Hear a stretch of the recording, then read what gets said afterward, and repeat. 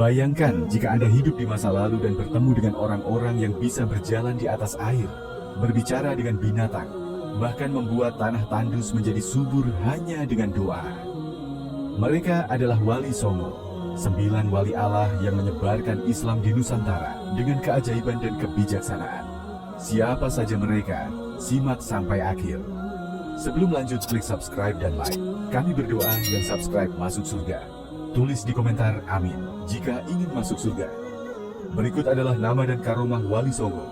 1. Sunan Gresik, Maulana Malik Ibrahim.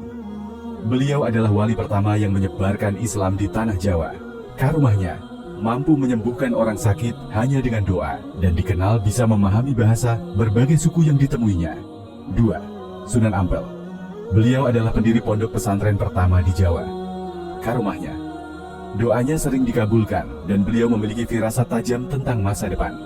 3. Sunan Bonang. Dikenal sebagai wali yang memperkenalkan Islam melalui gamelan. Karomahnya, saat berdakwah di sungai, air tiba-tiba mengalir deras mengikuti arah tangannya. 4. Sunan Derajat. Dikenal sebagai wali yang peduli pada kaum miskin.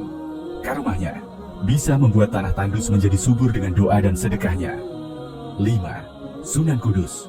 Beliau sangat bijaksana dalam berdakwah, bahkan menggunakan simbol-simbol Hindu untuk menarik hati masyarakat.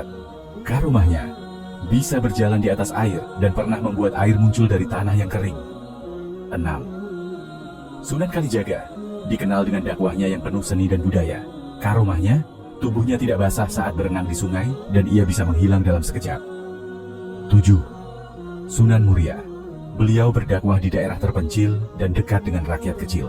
Karomahnya, bisa mengetahui kejadian yang sedang berlangsung meski berada di tempat yang jauh. 8. Sunan Gunung Jati. Selain menyebarkan Islam, beliau juga pemimpin Kesultanan Cirebon. Karomahnya, bisa menaklukkan hati para raja dan memiliki umur yang sangat panjang.